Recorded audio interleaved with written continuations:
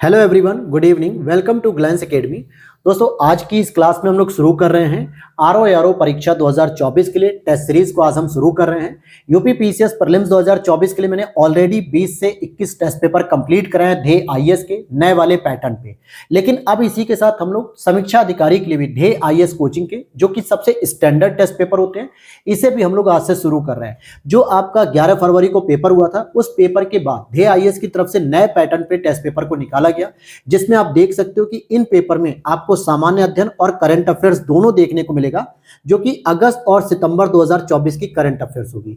साथ ही साथ हिंदी की भी टेस्ट सीरीज होगी इसमें, लेकिन हिंदी को हम लोग एक अलग क्लास में सॉल्व करेंगे। आज केवल हम जीएस और करंट अफेयर्स के पूरे 140 प्रश्नों को सॉल्व करेंगे। और आप लोगों ने अगर इस पीडीएफ को चाहिए तो वीडियो के नीचे दिए गए टेलीग्राम चैनल को ज्वाइन कर लो, या फिर ग्लैंस एकेडमी ऑफिशियल सर्च कर लेना। 13,500 से अधिक सब्सक्राइबर उसमें जुड़े हुए हैं।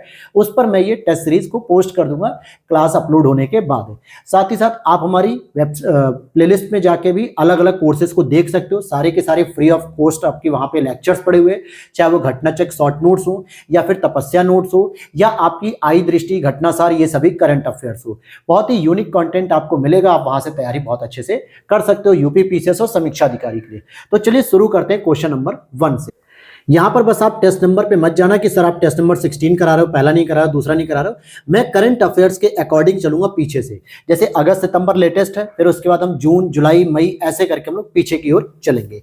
तो क्वेश्चन नंबर हम 1 को देखेंगे। हालांकि ये पीडीएफ आपको बाइलिंगुअल मिल जाएगी, लेकिन हम लोग पेपर सॉल्व करेंगे हिंदी मीडियम में। पहला ही प्रश्न आपका रिपीटेड प्रश्न है जो आपसे पूछा गया था एग्जाम में। यहां पर बोर्ड दिए हुए हैं और उसकी हेडक्वार्टर की बात पूछ रहा है, और सही सुमेलित कौन सा नहीं है ये पूछना है आपको। कॉफी बोर्ड आपका बंगलुरु कर्नाटक में स्थित है। रबर बोर्ड आपका कोट्टायम केरल में स्थित है। चाय बोर्ड आपका दार्जिलिंग में नहीं है दोस्तों, हालांकि है तो वेस्ट बंगाल में ही, लेकिन ये कोलकाता में आता है, कोलकाता वेस्ट बंगाल में है। और तंबाकू बोर्ड आपका गुंटूर जो आंध्र प्रदेश के अंतर्गत आता है। तो सी ऑप्शन यहां पर गलत हो गया। हालांकि ये प्रश्न ऑलरेडी आ चुका है समीक्षा अधिकारी के 11 फरवरी के पेपर में। नेक्स्ट आपका प्रश्न है, किस परियोजना पर स्थिति बांध को कनाडा बांध के नाम से भी जाना जाता है? तो यहां पे आप देखोगे मयूराक्षी परियोजना, ये मयूराक्षी नदी पर ही स्थित है। अगर हम बात करें इसकी, तो कौन सी नदी पर स्थित है दोस्तों? ये मयूराक्षी नदी पर ही स्थित है, और इसको कनाडा बांध के रूप में भी जानते हैं। हीराकुंड बांध की बात करेंगे तो ये ओडिशा में महानदी के पर स्थित है। किस पे स्थित है? महानदी पर स्थित है।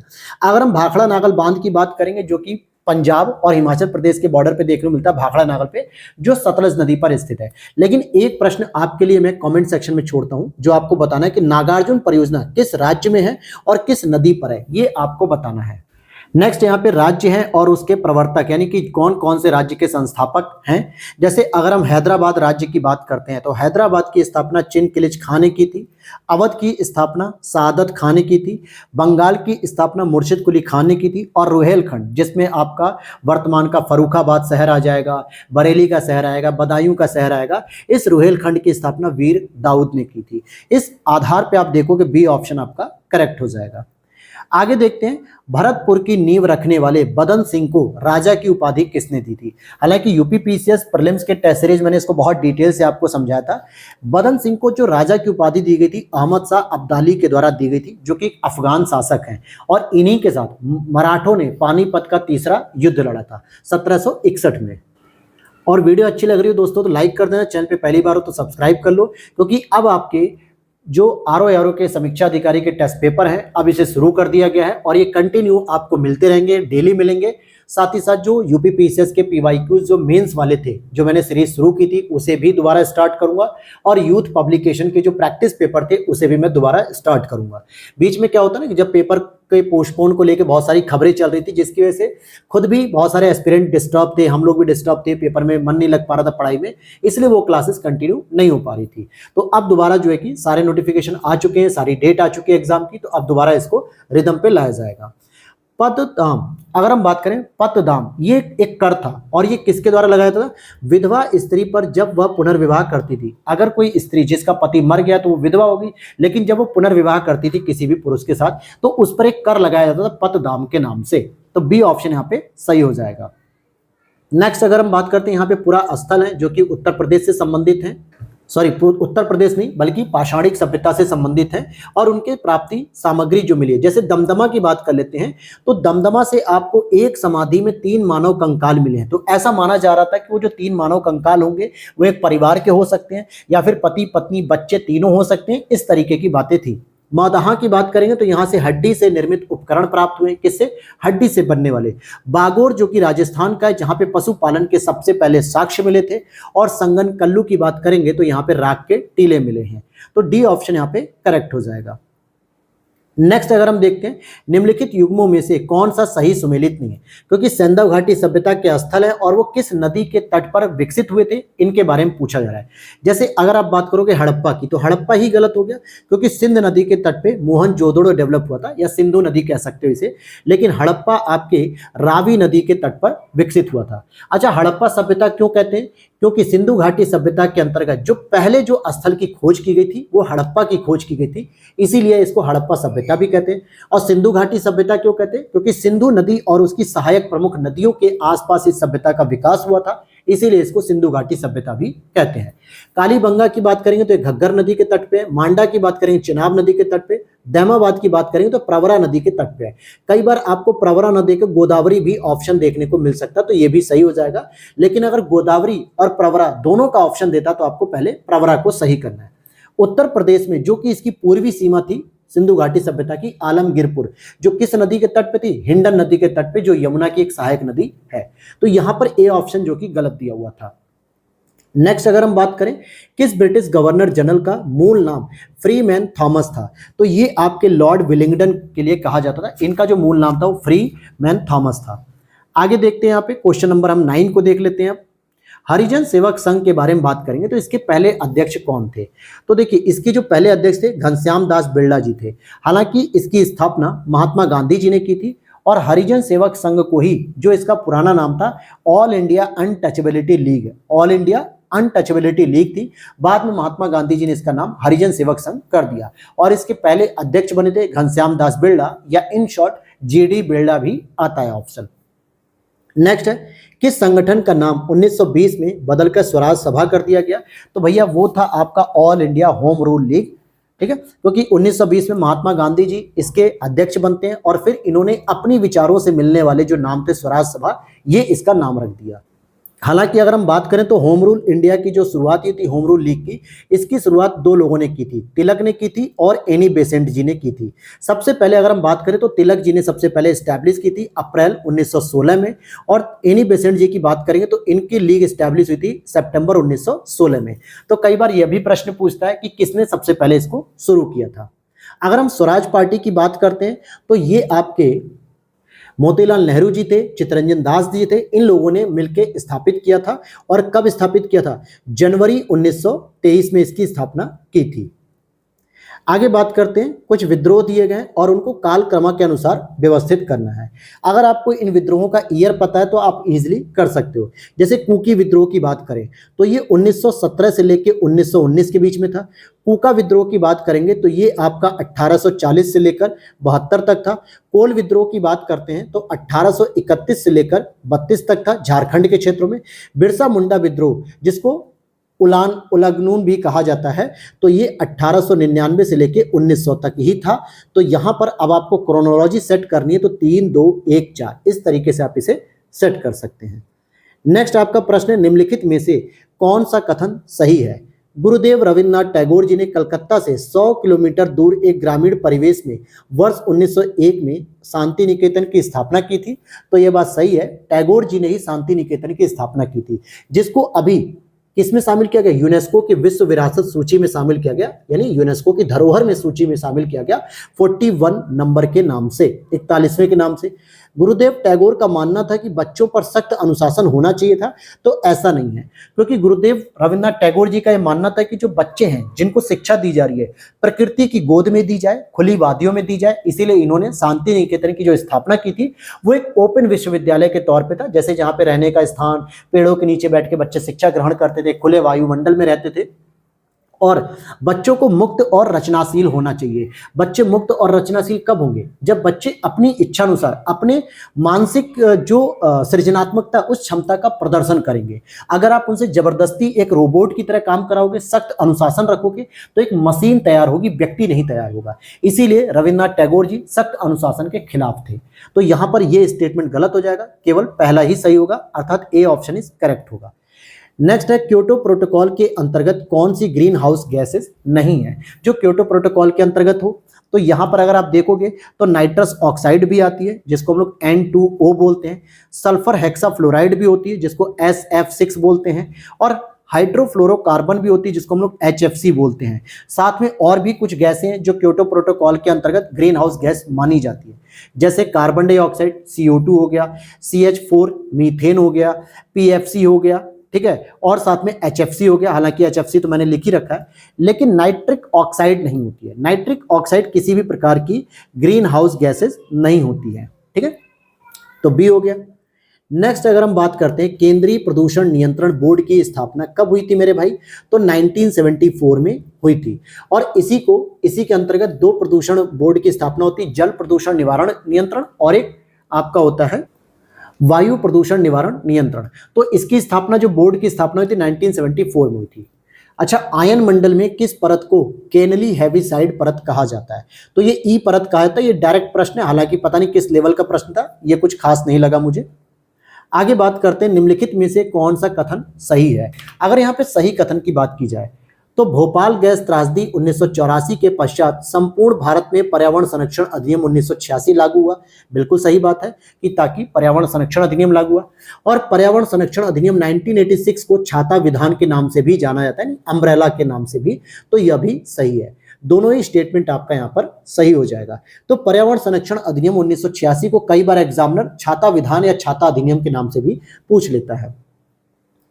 नेक्स्ट है राष्ट्रीय जैव विविधता प्राधिकरण का मुख्यालय कहां पर स्थित है? तो भैया राष्ट्रीय जैव विविधता प्राधिकरण का मुख्यालय चेन्नई में स्थित है। कहां पर? चेन्नई। और चेन्नई कहां पे आएगा? तमिलनाडु के अंतर्गत आएगा। फिर बात करेंगे रामसर सूची में शामिल होने वाले भारत का प्रथम आर्द्रभूमि स्थल कौन सा है? तो अगर आप देखोगे तो केवलादेव राष्ट्रीय उद्यान जो कि 1981 में सबसे पहले ये शामिल हुआ, और चिल्का झील जो कि उड़ीसा में स्थित है और ये भी 1981 में शामिल हुए। तो 1 और 2 जो कि सबसे पहले रामसर साइट में शामिल होते हैं, तो ए ऑप्शन यहाँ पे करेक्ट हो गया।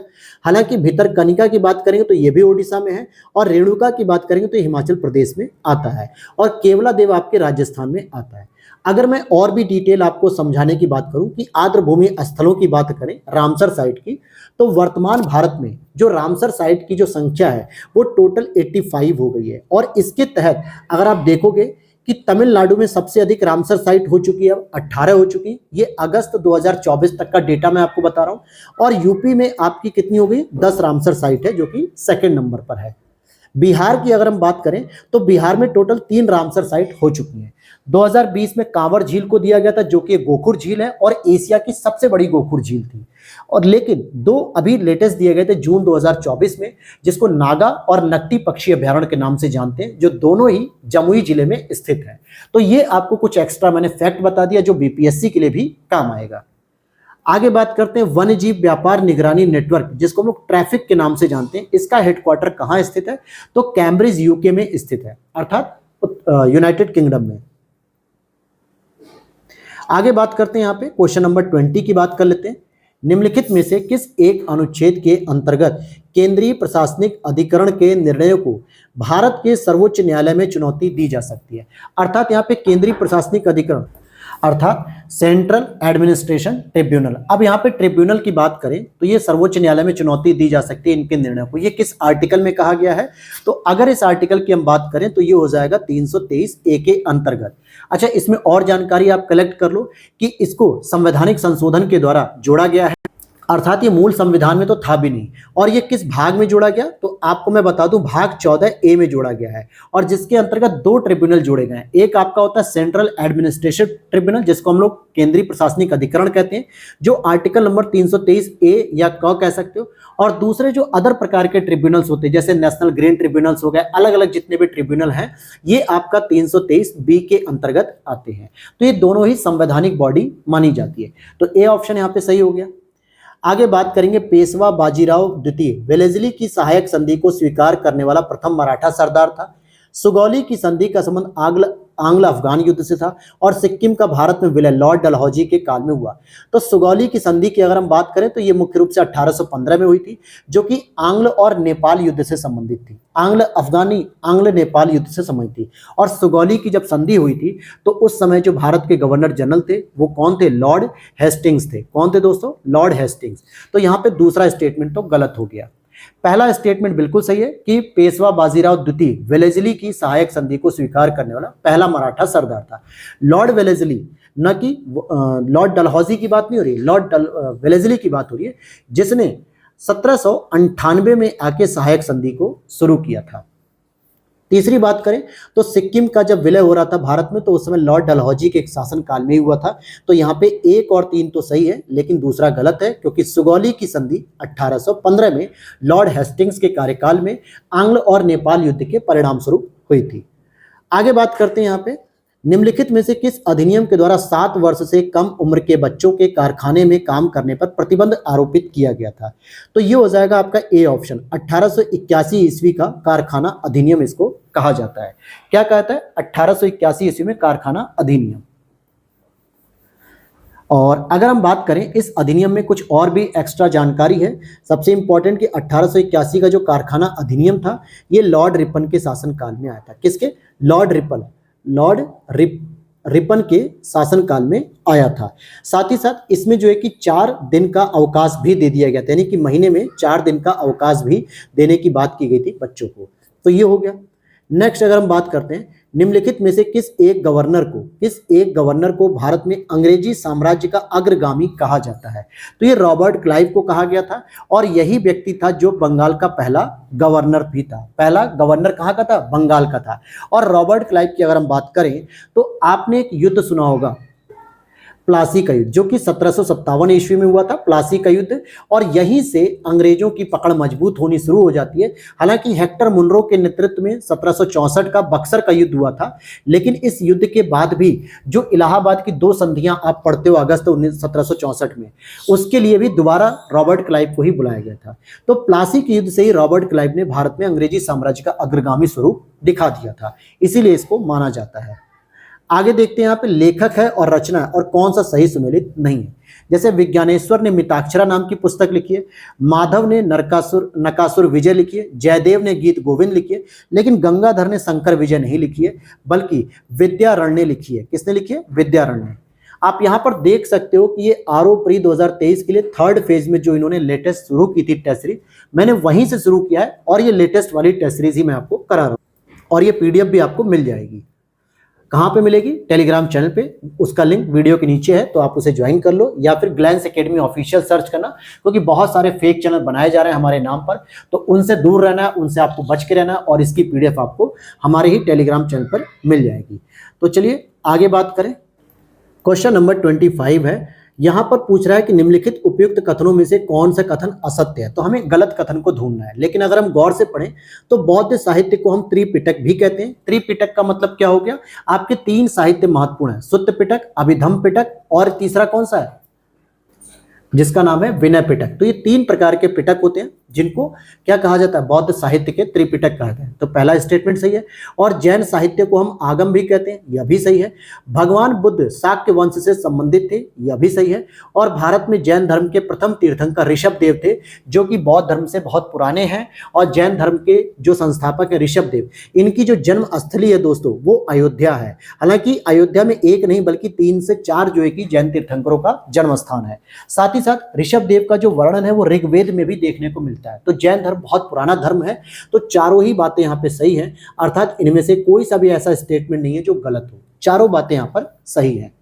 नेक्स्ट अगर हम बात करते हैं एनवायरनमेंट के पॉइंट की, तो यहाँ अगर हम देखते हैं निम्नलिखित कथनों में से कौन से फाइटोप्लैंक्टन के संबंध में सत्य है? फाइटोप्लैंक्टन का मतलब क्या होता है? जिसको सामान्यतः शैवाल कहा जाता है।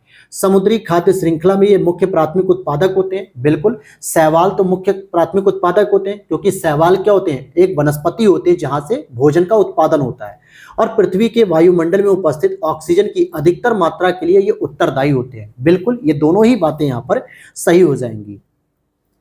आगे बात करते हैं, मानव शरीर में सीरोटोनिन नामक रसायन का स्रावण कब अधिक मात्रा में बढ़ जाता है? तो भाई मानव शरीर में जो सीरोटोनिन नाम का जो रसायन होता है उसका सीक्रेशन कब सबसे अधिक होने लगता है? जब एलर्जी होती है आपके बॉडी में तो उसका सीक्रेशन बढ़ता जाता है और एलर्जी आपकी और भी बढ़ती जाती है। साथ ही साथ इसमें हिस्टामीन का स्रावण भी बढ़ जाता है, यानी कि इसका भी जो है कि स्रावण बढ़ जाता है। आगे बात करते हैं सूची फर्स्ट और सूची सेकंड की। तो यहाँ पे आप देखोगे कैरोटिड धमनी, अगर कैरोटिड धमनी की बात करें तो ये मस्तिष्क में पाई जाती है। कोरोनरी धमनी जो आपने पढ़ा होगा ब्लड से रिलेटेड होती है, हृदय में पाई जाती है, तो ये हृदय हो जाएगा। मेसेंट्रिक धमनी ये कहाँ मिलेगी? आहार नाल में मिलेगी, यानी फूड पाइप में मिलेगी। और रीनल धमनी ये आपके किडनी यानी वृक्क में मिलती है। तो डी ऑप्शन इसका सही हो जाएगा, 3, 1, 2, 4। क्वेश्चन नंबर हम 29 को देखते हैं। निम्नलिखित में से कौन विद्युत चुंबकीय तरंगे हैं? विद्युत चुंबकीय तरंगों की अगर हम बात करें तो इलेक्ट्रोमैग्नेटिक वेव के रूप में हम इसे जानते हैं। ठीक है, इलेक्ट्रोमैग्नेटिक वेव के रूप में जानते हैं। इसकी सबसे अच्छी पहचान क्या होती है कि निर्वात में गमन करती है। किसमें गमन करती है? निर्वात में गमन करती है। तो यहां पर अगर आप देखोगे कि क्या एक्स किरणें हैं, बिल्कुल हैं। प्रकाश तरंगे यह भी है, अवरक्त किरणें यह भी है। तो तीनों ही ऑप्शन सही है, अर्थात उपरोक्त सभी सही हैं। नेक्स्ट अगर हम बात करते हैं, 100 डिग्री की भाप से जलने के पर उसी ताप के पानी से जलने की अपेक्षा ज्यादा जलन होती है। बिल्कुल सही बात है। आप देखोगे कि अगर पानी 100 डिग्री सेल्सियस पे खौल रहा है और उस खौलते पानी में अगर आप बाई चांस हाथ रख देते हो या हाथ में उंगली चली जाती है तो आपको उतनी जलन महसूस नहीं होगी जितनी उसकी भाप से महसूस होगी। अगर 100 डिग्री टेम्परेचर पे कोई पानी गर्म हो रहा है, यानी कि भाप का भी टेम्परेचर 100 डिग्री सेल्सियस है, और अगर आप उस भाप से अचानक से जल जाते हो तो आपको ज्यादा जलन महसूस होती है। एग्जाम्पल के तौर पे आप देखोगे कि रोटी बनाते समय कई बार होता है कि आप तवे पे हाथ जल जाता है या गैस पे जल जाता है, उतनी जलन महसूस नहीं होती जितनी रोटी की भाप से जलन होती है। क्यों? क्योंकि भाप की जो लेटेंट हीट होती है ना, संवेदनशील ऊष्मा, जो गुप्त ऊष्मा होती है, वो ज्यादा होती है, इसीलिए यहाँ पे ज्यादा जलन होती है। तो पानी की वाष्प की जो गुप्त ऊष्मा होती है 540 कैलोरी प्रति ग्राम होती है। तो यहाँ पर दोनों ही बातें सही हैं, लेकिन जो गुप्त ऊष्मा होती है भाप की वो सबसे ज्यादा होती है, इसीलिए ए ऑप्शन इसका सही हो जाएगा। नेक्स्ट अगर हम बात करते हैं, क्वेश्चन नंबर 31 की बात करेंगे। निम्नलिखित में से किस राशि का मात्रक सुमेलित नहीं है? भैया किस राशि का मात्रक सुमेलित नहीं है? तो ऊष्मा का मात्रक तो कैलोरी होता है, बिल्कुल सही। विद्युत प्रतिरोधकता का जो मात्रक होता है वो ओम नहीं होता है, बल्कि ओम मीटर होता है। क्या होता है दोस्तों? ओम मीटर होता है। आवेग का मात्रक न्यूटन सेकंड होता है और शक्ति का मात्रक जूल प्रति सेकंड होता है। तो बी ऑप्शन यहाँ पर गलत हो जाएगा। निम्नलिखित में से कौन सी एक सदिश राशि है? तो सदिश राशि की बात करते हैं। सदिश राशि का मतलब क्या होता है? जब आपको परिमाण के साथ साथ डायरेक्शन का भी पता होना चाहिए। जैसे मान के चलो कि मुझे 10 किलोमीटर उत्तर डायरेक्शन में जाना है, तो इस तरीके से क्या हो जाएगा, मैंने परिमाण भी बता दिया कि 10 किलोमीटर जाना है और डायरेक्शन भी बता दी कि उत्तर डायरेक्शन में जाना है, तो इसे हम सदिश राशि कहते हैं। तो अगर आप दाब की बात करोगे, दूरी की बात करोगे, चाल की बात करोगे, तो तीनों ही अदिश राशि हैं, लेकिन संवेग आपकी सदिश राशि है। एग्जाम्पल के तौर पे अगर मैं आपसे पूछूं कि आप कितनी दूर से आ रहे हो, तो आप कहोगे यार 12 किलोमीटर से आ रहा हूँ, 15 किलोमीटर से सर आता हूँ मैं आपके यहाँ पढ़ने। आप ये थोड़े कहते हो कि मैं 15 किलोमीटर पूरब से आ रहा हूँ, ऐसा नहीं होता है जनरली, जब तक कोई पूछता नहीं है। दाब की अगर हम बात करें तो आप कहते हो सर इतने मिली बार जो है कि इस पे दाब लग रहा है किसी वस्तु पे, ये नहीं बताते हो कि उत्तर से लग रहा है कि दक्षिण से लग रहा है कि पूरब से लग रहा है। तो इसीलिए सामान्यतः इसको अदिश राशि कहते हैं, लेकिन संवेग आपकी सदिश राशि होती है। नेक्स्ट अगर हम बात करें, किसी पिंड का द्रव्यमान सर्वाधिक कहां पर होगा? भाई सभी जगह पर समान होगा, क्योंकि द्रव्यमान कभी भी, जैसे यहां पे लिख रहा है कि ध्रुवों पर, भूमध्य रेखा पर, चंद्रमा पर, तो देखा जाए तो द्रव्यमान जो होता है वो सर्वाधिक कहां पर होगा? किसी पिंड का सभी जगह पर समान होगा। नेक्स्ट अगर हम बात करें सोडा वाटर की प्रकृति कैसी होती है, तो सोडा वाटर आपका अम्लीय होता है। जो आप लोग शिकंजी वगैरह पीते हो या कई बार जो ड्रिंक करते हैं लोग, तो वो लोग सोडा वाटर में ड्रिंक करते हैं, तो अम्लीय प्रकृति का होता है थोड़ा, ठीक है, एसिडिक होती है उसकी नेचर। आगे बात करते हैं, नीम लेपित यूरिया को गैर नीम लेपित यूरिया से ज्यादा अधिमान क्यों दिया जाता है? यानी कि जो नीम कोटेड यूरिया होती है उसको ज्यादा प्रेफरेंस क्यों दिया जाता है? क्योंकि यह मृदा में यूरिया के घुलने की दर को धीमा कर देता है और जिससे फसलों के लिए नाइट्रोजन की उपलब्धता बढ़ जाती है। क्योंकि यूरिया के साथ क्या होता है, उसमें नाइट्रोजन भी होता है, और अगर यूरिया पानी में घुल के जल्दी से मिट्टी के नीचे चली जाएगी तो पौधों को क्या है, नाइट्रोजन नहीं मिलेगा, बल्कि इसका लीचिंग हो जाएगा। लीचिंग मतलब जब पोषक तत्व जल के साथ घुलनशील होकर मृदा की आंतरिक परतों में चले जाते हैं, तो पौधों की जड़ों में तो नाइट्रोजन नहीं मिल पाता। लेकिन नीम लेपित जो यूरिया होती है उसके घुलनशील दर कम हो जाती है, यानी जल में वो घुलने की जो प्रक्रिया है 10 मिनट की जगह वो 1 घंटे में धीरे धीरे घुलती है, और जिस वजह से पौधों को नाइट्रोजन की अच्छी मात्रा प्राप्त हो जाती है। और फसलों के लिए नाइट्रोजन बहुत जरूरी होता है, इसीलिए नीम लेपित यूरिया का प्रयोग किया जाता है। तो ये आपका सी ऑप्शन करेक्ट होगा। क्वेश्चन नंबर हम लोग यहाँ पे 36 को देखेंगे।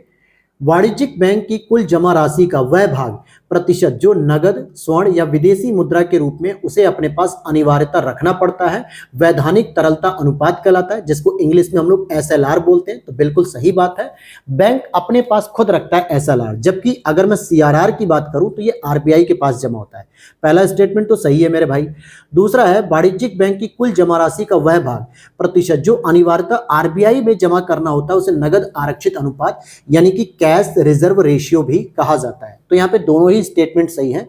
वर्तमान में अगर मैं CRR का प्रतिशत की बात करूं तो 4.5% है, जो कि मॉनेटरी पॉलिसी कमेटी कहती है। साथ ही साथ अगर SLR का प्रतिशत बताऊं तो 18.5% है।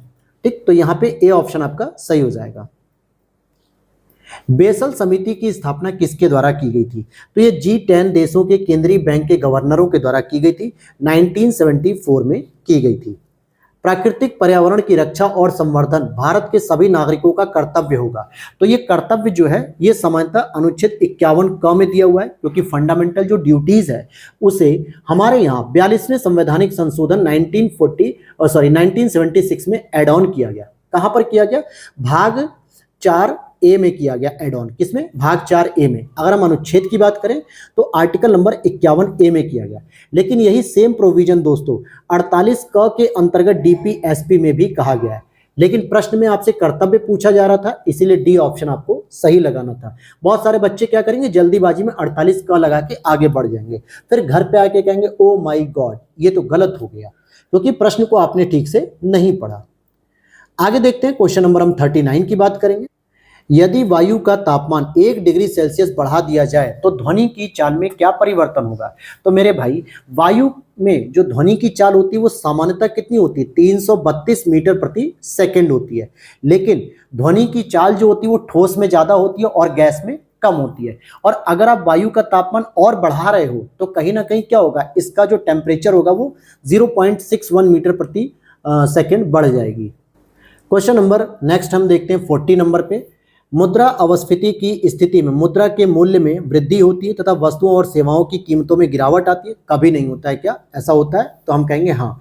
देखो मुद्रा स्फीति नहीं कह रहा हूं मैं, मुद्रा स्फीति को हम इस तरीके से लिखते हैं स्फीति, जो कि सामान्यतः क्या होती है, यहाँ पे प्राइस अधिक होता है, जबकि अगर आप देखोगे प्राइस इसका अधिक हो जाता है, जिसको हम लोग इन शॉर्ट इन्फ्लेशन भी बोल देते हैं।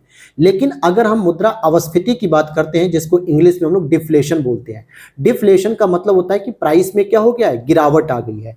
तो इसका मतलब वस्तुओं और सेवाओं की कीमतें गिर जाती हैं और हमारे मुद्रा की जो वैल्यू, जो खरीदने की पावर होती है वो अधिक हो जाती है। तो इसी को कहा जाता है। आगे बात करते हैं, तो पहला स्टेटमेंट सही है। और मुद्रा अवस्फीति को ही मुद्रा प्रसार कहते हैं क्या? तो ये बात गलत हो जाएगी, क्योंकि मुद्रा प्रसार की अगर हम बात करते हैं तो इसको हम मुद्रा स्फीति को कहते हैं, इन्फ्लेशन को कहते हैं। तो यहाँ पे ए ऑप्शन आपका सही हो जाएगा। आगे बात करें, निम्नलिखित में से कौन से राजकोषीय नीति के उद्देश्यों में सम्मिलित है? तो भैया राजकोषीय नीति यानी फिस्कल पॉलिसी के अंतर्गत क्या क्या सम्मिलित होता है? फिस्कल पॉलिसी ध्यान देना कि गवर्नमेंट के द्वारा तैयार की जाती है, चाहे वो स्टेट गवर्नमेंट हो या वो सेंट्रल गवर्नमेंट हो। लेकिन अगर आपसे मौद्रिक नीति की बात की जाए, कई बार होता है ये दोनों शब्द आ जाते हैं आपसे। मौद्रिक नीति जो कि मॉनेटरी पॉलिसी होती है, इसको तय करती है आरबीआई, ठीक है, इसको आरबीआई तय करती है। लेकिन यहाँ पे आपसे फिस्कल पॉलिसी के बारे में पूछ रहा है, गवर्नमेंट जो तय करती है, तो गवर्नमेंट पूंजी निर्माण, संतुलित क्षेत्रीय विकास, संसाधनों का कुशल आवंटन और रोजगार सृजन, इन चारों पर ही फोकस करती है। अर्थात सी ऑप्शन आपका करेक्ट हो जाएगा। आगे देखते हैं, यहाँ पे कनात सिंचाई व्यवस्था अपनाई गई है। कनात सिंचाई व्यवस्था सामान्यतः मध्य पूर्व में अपनाई गई है। देखा जाए तो पहाड़ों के जल को मैदानी भागों में ले जाकर सिंचाई करने की व्यवस्था को कहा जाता है, और यह मुख्य रूप से ईरान में अपनाई जाती है। तो वहीं से यह व्यवस्था सामने आई है, हमारे कनात सिंचाई। आगे देख लेते हैं, यहाँ पे निम्नलिखित में से कौन सा एक कानपुर उत्तर प्रदेश में स्थित नहीं है? तो भैया उत्तर प्रदेश वस्त्र प्रौद्योगिकी संस्थान भी उत्तर प्रदेश में स्थित है, राजकीय चर्म संस्थान भी है, लेकिन नागरिक उड्डयन प्रशिक्षण केंद्र नहीं है ये, बल्कि बमरौली में। कहाँ पे? बमरौली। और बमरौली कहाँ पे दोस्तों? प्रयागराज में स्थित है। कहाँ पे स्थित है? प्रयागराज में। तो ये वाला गलत हो गया। जबकि उत्तर प्रदेश लघु उद्योग निगम लिमिटेड, ये तीनों ही संस्थान उत्तर प्रदेश के कानपुर में स्थित है, लेकिन नागरिक उड्डयन प्रशिक्षण केंद्र यानी कि जहां पे एविएशन ट्रेनिंग दी जाती है ये बमरौली प्रयागराज में स्थित है। तो 43 का सी ऑप्शन गलत हो जाएगा। आगे बात करते हैं यहाँ पे क्वेश्चन नंबर 44 की बात करते हैं। उत्तर प्रदेश के निम्नलिखित जिलों में से कौन सा एक नगरीय जनसंख्या की दृष्टि से न्यूनतम है? तो भैया नगरीय जनसंख्या की दृष्टि से श्रावस्ती आपका सबसे न्यूनतम है। अब यहाँ पे कुछ रचनाएं दी हुई हैं और उनके रचनाकार हैं। जैसे पाणिनि की बात करें तो पाणिनि ने संस्कृत के ग्रंथ अष्टाध्यायी की रचना की है। वात्स्यायन की बात करेंगे तो इन्होंने जो पति पत्नी के जो शारीरिक संबंध होते हैं इस पे आधारित कामसूत्र की रचना की है। चाणक्य की बात करेंगे तो इन्होंने अर्थशास्त्र की रचना की। चाणक्य कोई हम विष्णुगुप्त और कौटिल्य के नाम से जानते हैं, जो मौर्य साम्राज्य के एक तरीके से मौर्य साम्राज्य के संरक्षक के रूप में भी कह सकते हो या विशिष्ट रचनाकार के रूप में। कल्हड़ की बात करेंगे तो इन्होंने राजतरंगिणी को लिखा है, जो कि कश्मीर पे आधारित है, कश्मीर के राजवंशों पे आधारित है। लेकिन एक और प्रश्न आपसे पूछा जाता है कि राजतरंगिणी का जो सेकंड वर्जन था वो किसने लिखा था? तो वो लिखा था मेरे दोस्त जोन राज ने लिखी थी। और जोन राज कौन थे?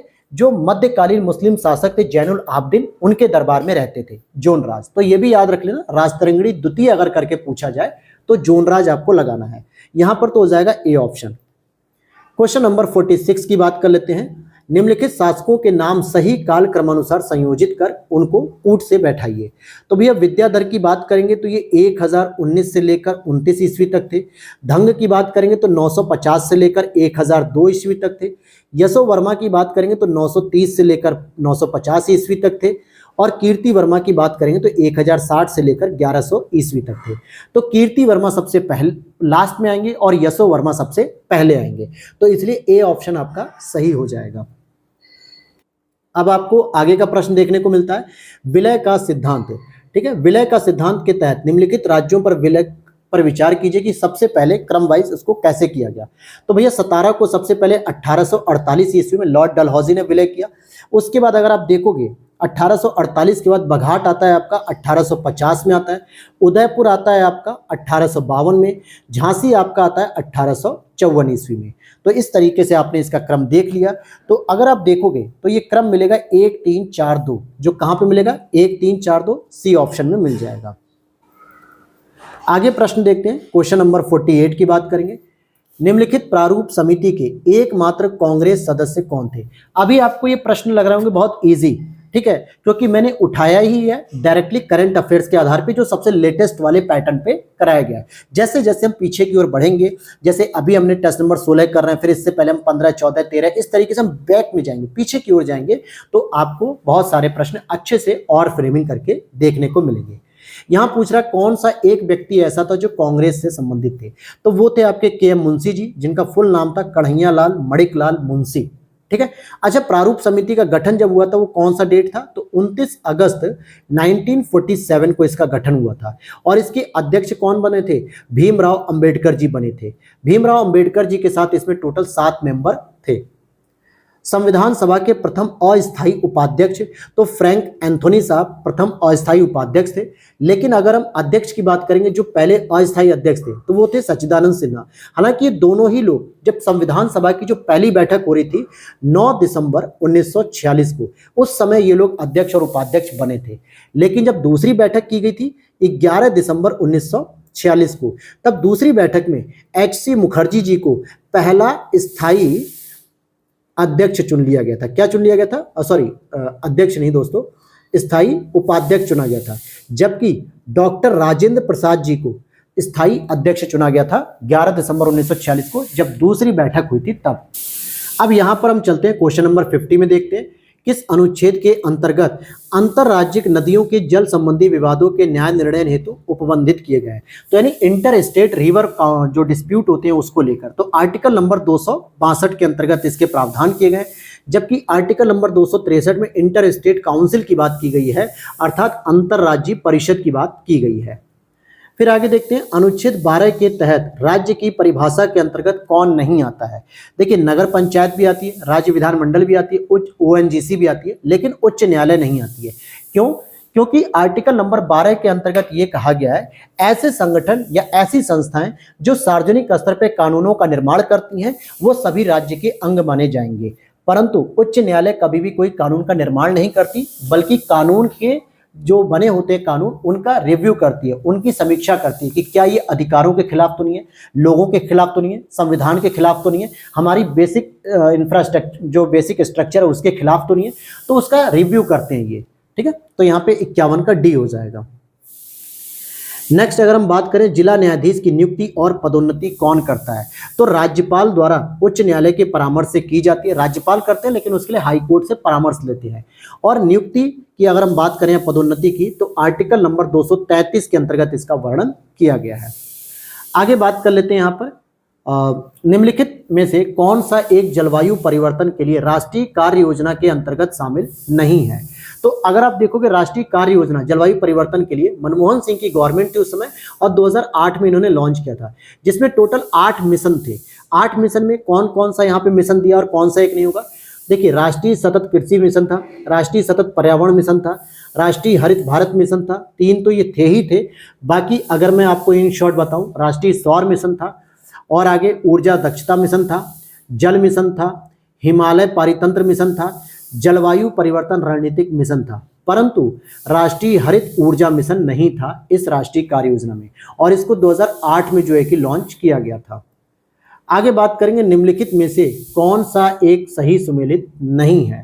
ठीक है, तो अगर आप इसको देखोगे कि कौन सा एक सही सुमेलित नहीं है, तो स्टॉकहोम सम्मेलन की बात करें तो 1972 में आया, रियो सम्मेलन की बात करेंगे तो 1992 हुआ, क्योटो प्रोटोकॉल के क्रियान्वयन की बात करें तो दोस्तों इंप्लीमेंट की बात नहीं हो रही है।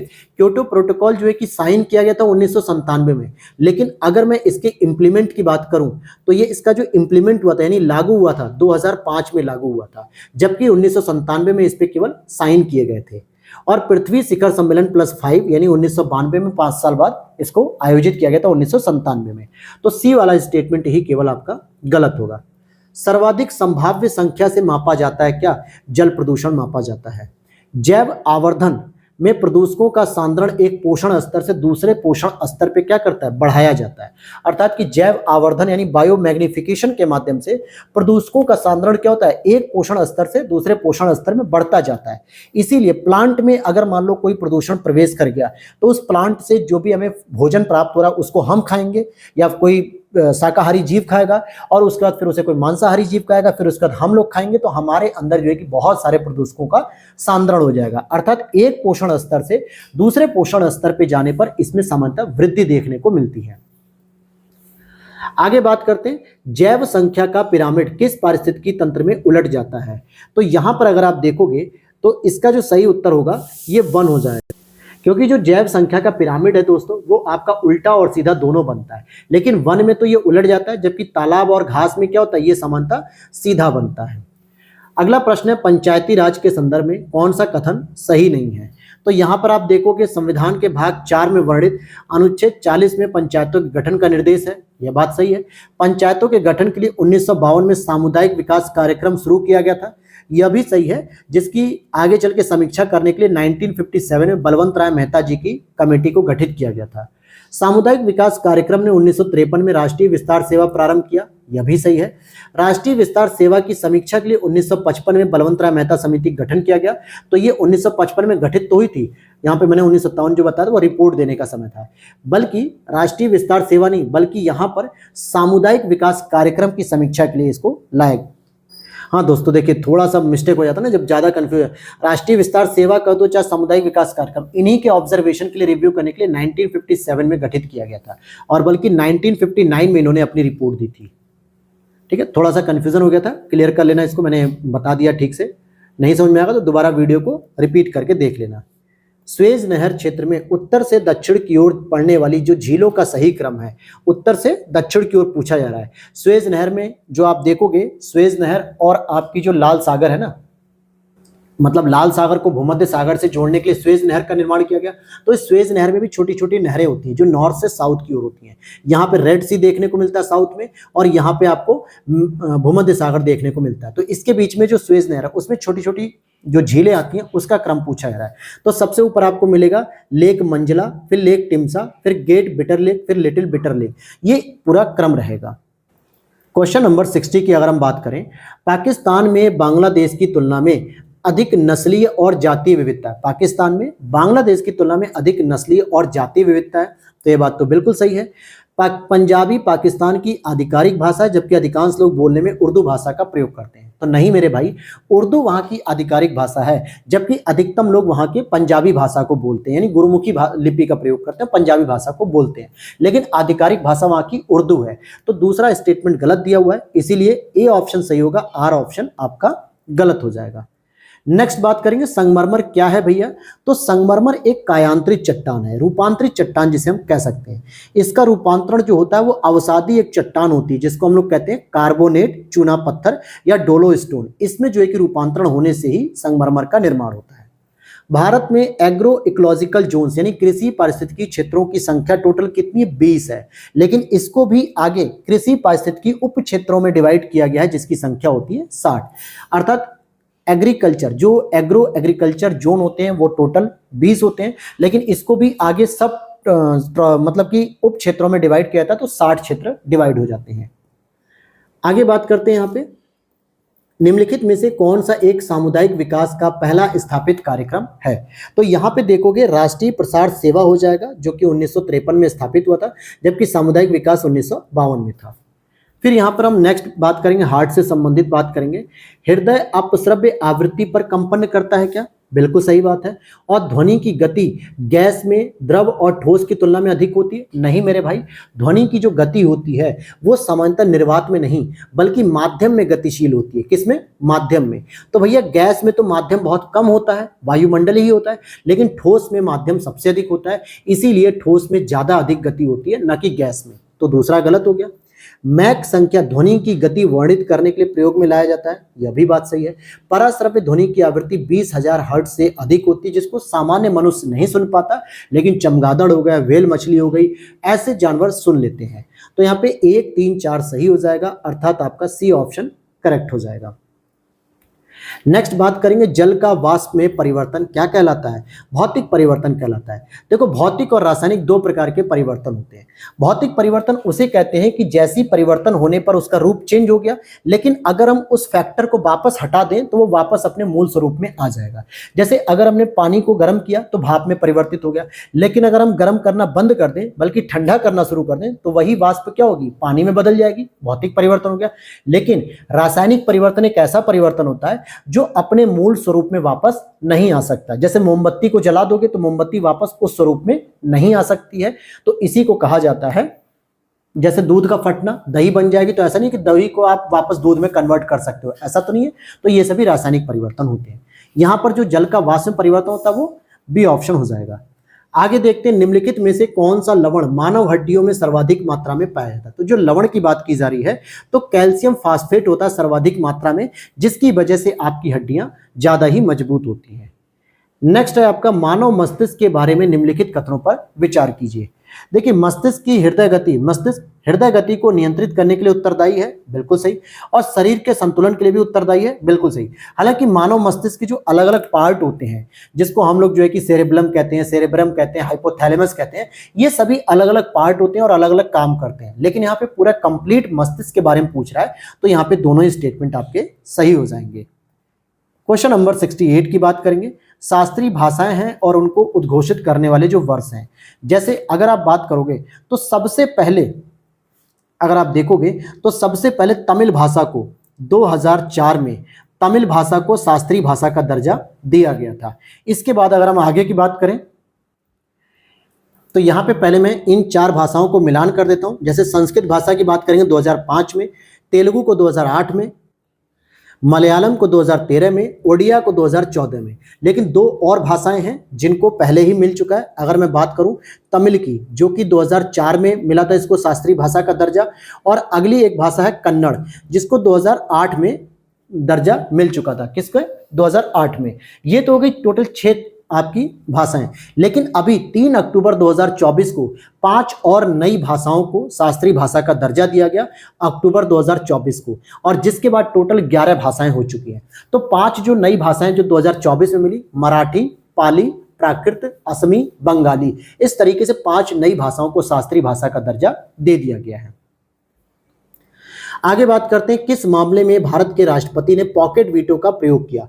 पॉकेट वीटो का प्रयोग सबसे पहले भारतीय डाकघर संशोधन विधेयक पर किया गया, जो कि अगर आप देखोगे 1986 में ज्ञानी जैल सिंह जी ने किया था, राष्ट्रपति थे उस समय।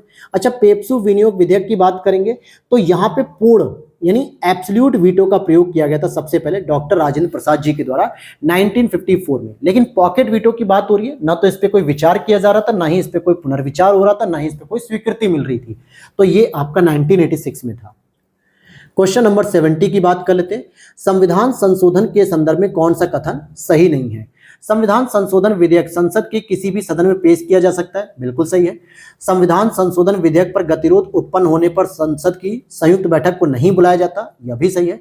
संशोधन विधेयक संसद में पेश करने से पूर्व राष्ट्रपति की पूर्व मंजूरी आवश्यक है, तो ऐसी बात नहीं है, यह गलत है। आवश्यक यहाँ पे नहीं है, कोई मंजूरी नहीं लेनी पड़ती है। राष्ट्रपति सदन द्वारा पारित संशोधन विधेयक पर वीटो नहीं कर सकता, यह बात भी बिल्कुल सही है। अर्थात अगर एक बार संवैधानिक संशोधन विधेयक पारित हो गया लोकसभा और राज्यसभा से, तो राष्ट्रपति न तो उसे पुनर्विचार के लिए भेज सकता और न ही उस पर कोई वीटो पावर यूज कर सकता। वो उस पर स्वीकृति देने के लिए बाध्यकारी होता है। क्या होता है? बाध्यकारी होता है।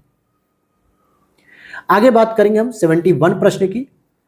संविधान के 52वें संवैधानिक संशोधन 1985 के द्वारा दल बदल के आधार पर सांसदों एवं विधायकों के लिए निर्भरता संबंधी उपबंध विहित किए गए। इस किसमें परिवर्तन किया गया है? अगर हम 52वें संवैधानिक संशोधन को देखें तो अनुच्छेद 101, अनुच्छेद 102 जो कि संसद के सदस्यों समेत है, अनुच्छेद 190 और अनुच्छेद 191 जो राज्य विधानसभा के विधायकों से संबंधित है। तो डी ऑप्शन हो जाएगा, 1, 2, 3, 4 सभी पर परिवर्तन किया गया। आगे देखते हैं निम्नलिखित में से कौन सा सही नहीं है, मतलब कौन सा सही है।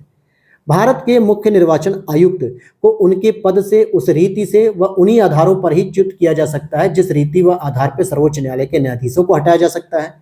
ठीक है। संविधान के अनुच्छेद 324(3) के निर्वाचन आयोग के सदस्यों की अर्हता विधिक, शैक्षणिक, प्रशासनिक अथवा न्यायिक निर्धारित की गई है, तो ऐसा नहीं है। आप देखोगे कि संविधान में कहीं भी इस प्रकार की अर्हता जो है सदस्यों की निर्धारित नहीं की गई है। यानी संविधान अर्हता का वर्णन नहीं करता, बल्कि संसद जो है कि अलग से विधि नियम मतलब कि जो कानून है वो बना के इनकी अर्हता को कर सकता है निर्धारित। तो केवल पहला सही होगा, दूसरा गलत है।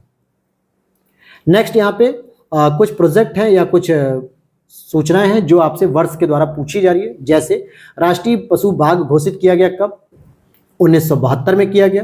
राष्ट्रीय विरासत पशु हाथी घोषित किया गया कब? 2010 में। राष्ट्रीय जलीय जीव घोंघे डॉल्फिन घोषित किया गया कब? 2009 में। राष्ट्रीय नदी गंगा घोषित की गई थी कब? 2008 में। तो ये आपका बी ऑप्शन करेक्ट हो जाएगा। आगे देखते हैं क्वेश्चन नंबर आपका 74 की बात करेंगे। निम्नलिखित युग्मों में से कौन सा एक सही सुमेलित नहीं है? तो भैया अमीर खुसरो का जो जन्म हुआ था एटा के पटियाली गांव में हुआ था, कभी कभी ये कासगंज के नाम से आता है, वैसे कासगंज ही ज्यादा सही है, और 1253 में इनका जन्म हुआ था।